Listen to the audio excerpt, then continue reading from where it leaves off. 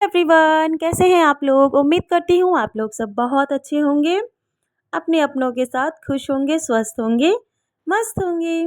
तो जी, आप सभी का मैं अपने यूट्यूब चैनल पर बहुत बहुत स्वागत करती हूँ, जो कि मैं आज बना रही हूँ आलू गोभी की सब्ज़ी। और आप लोग भी कमेंट बॉक्स में बताइएगा आप लोगों ने आज खाने में क्या बनाया है।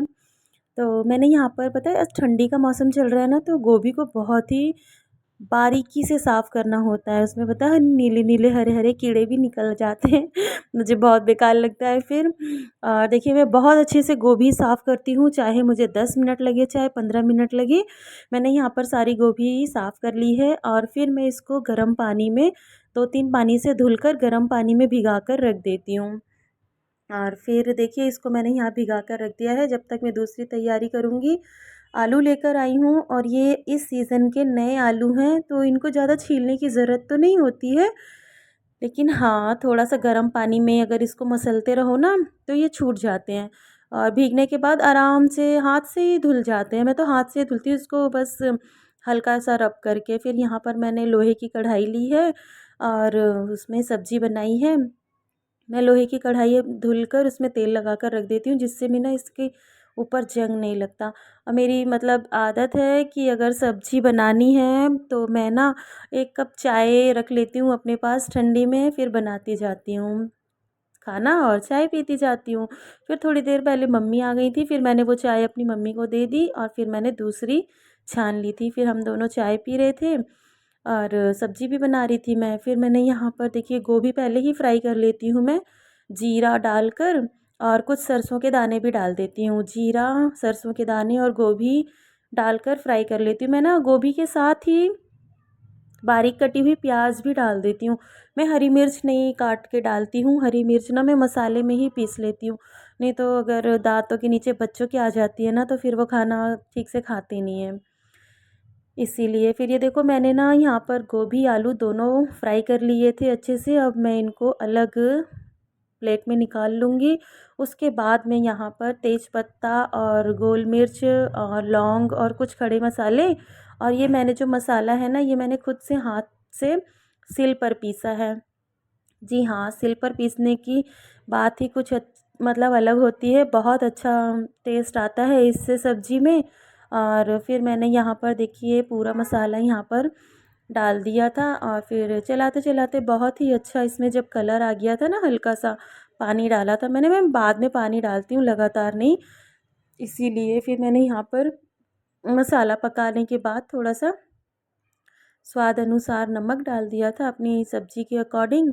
और मैं पहले ही नमक डाल देती हूँ, फिर बाद में कुछ लोग होते हैं बाद में सब्ज़ी बनने के बाद डालते हैं, अंदाज़ा नहीं रहता है ना, तो सब्ज़ी बनने के बाद डालते हैं।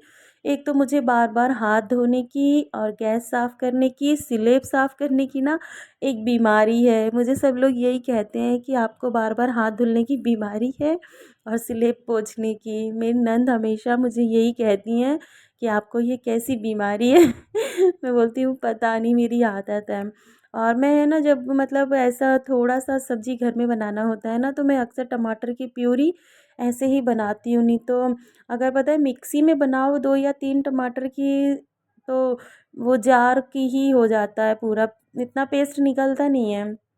इसलिए मैं जल्दी में ना इसमें से ही पेस्ट बनाती हूँ। ये तरीका मुझे मेरी बड़ी बहन ने बताया है और अगर आप लोगों को पसंद आए तो आप लोग ज़रूर यूज़ कीजिए।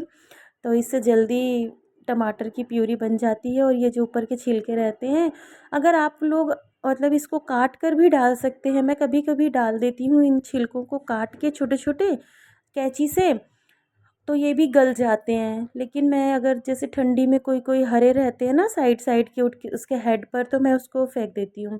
और इस प्लेट को ना मैं जब तक यहीं सिले पर रखती हूँ, जब तक मेरी आधी सब्ज़ी बन नहीं जाती तब तक। और कुछ भी मतलब बार-बार होता है ना फेंकना रहता है, तो प्लेट में ही फेंकती जाती हूँ। फिर देखो, मैंने यहाँ पर सारी सब्ज़ियाँ डाल दी थी, मसाला पक चुका था। और जो भी इस प्लेट में ऑयल होता है ना, मैं उसको कभी मतलब फेंकती नहीं या मतलब प्लेट धुलती नहीं, इसी प्लेट से इस सब्ज़ी को ढक देती हूँ। फिर ये अपने भाप से ही वो उसमें का सारा ऑयल छूट जाता है और सब्ज़ी में आ जाता है। और मैं इसमें लगातार अब पानी नहीं डालती हूँ, कम से कम 5 मिनट बाद मध्य आँच पे जब तक ये सब्ज़ी आलू के साथ, गोभी के साथ पूरी गोभी कलरफुल नहीं हो जाती है ना मसाले में, तब तक पानी नहीं डालती मैं। अगर जब लगातार पानी डाल दो ना तो गोभी में सब्ज़ी का कलर नहीं चढ़ता। सबका अपना अपना तरीका होता है, मैं ऐसे बनाती हूँ। आप मुझसे शेयर कीजिएगा, आप लोग कैसे बनाते हैं। फिर ये मैं यहाँ पर एक पन्नी टांगती हूँ कूड़े की दिन भर से, सुबह से लेके शाम तक। अगर भर जाती है दिन में एक बार तो फेंक देती हूँ, नहीं भरती है तो शाम तक इसको टांगी रहती हूँ। डस्टबिन रखने में मुझे अच्छा नहीं लगता है बार बार उसको, मतलब खोलो या उसमें कीड़े चूहे आएँ, इससे अच्छा एक पन्नी मैं यूज़ करती हूँ, फिर उसको डस्टबिन में डाल देती हूँ। बस मेरी स्लेब साफ़ करने की थोड़ी ज़्यादा प्रॉब्लम है, तो आप लोग प्लीज़ बुरा मत मानिएगा। देखिए मेरी सब्ज़ी बन चुकी है, यहाँ मैंने धनिये से गार्निश कर दिया है और इतनी टेस्टी बनती है लोहे की कढ़ाई में सब्ज़ी। आप भी एक बार ज़रूर से ट्राई कीजिएगा। और हाँ, सब्ज़ी अगर आप लोहे की कढ़ाई में बना रहे हैं ना, तो इसको तुरंत ही बनने के बाद दूसरे कैस्ट्रॉल में पलट लीजिए सब्ज़ी को, नहीं तो ये ना रखे रखे फिर बहुत ज़्यादा काली हो जाती है। देखिए कितना अच्छा कलर आया है और बिल्कुल भी काली नहीं हुई है सब्ज़ी। अब मैं इसको तुरंत ही बदल लूँगी। एक तो मेरे ना रिंग लाइट की गर्दन टूट गई है, कल शाम को गिर गई थी रिंग लाइट, तो उसकी गर्दन टूट गई है। तो बार बार ना वो फ़ोन मेरा ऐसे ना लटक जा रहा था, तो बहुत ज़्यादा प्रॉब्लम हो रही थी। रिंग लाइट जब से मेरी टूट गई है, अचानक ही गिर गई थी। हमारे यहाँ डॉग है ना, तो उसने थोड़ा सा पुश किया और मेरी रिंग लाइट धड़ाम से गिर गई। और बच्चे कह रहे मम्मी आपकी रिंग लाइट की गर्दन टूट गई। फिर ऐसे ही होता रहा, सब्ज़ी बन गई मेरी। फिर मैंने बनाया यहाँ पर चूल्हे पर रोटी, और मेरी सब्ज़ी रोटी बिल्कुल तैयार है। और बहुत टेस्टी लगता है चूल्हे का रोटी और लोहे की कढ़ाई की सब्ज़ी।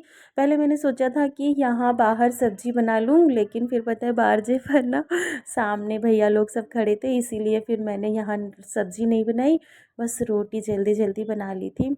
अगर आप लोगों को भी खाना है तो प्लीज़ बिना झिझक के कमेंट बॉक्स में मुझे बता दीजिएगा, और आइए मैं आप सबको सब्ज़ी रोटी चावल सब बना के खिलाऊँगी। उम्मीद करती हूँ आप लोगों को मेरा ये बहुत ही प्यारा सा ब्लॉग अच्छा लगा होगा।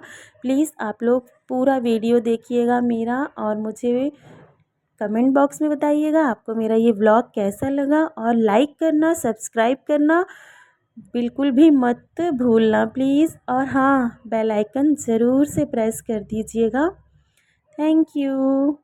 देखिए बहुत, पता है बहुत ज़्यादा ना धुआं भी लगता है चूल्हे में रोटी बनाने में, और आग सबसे ज़्यादा ज़रूरी होती है इसमें संभालना। Okay, bye bye, take care सबको।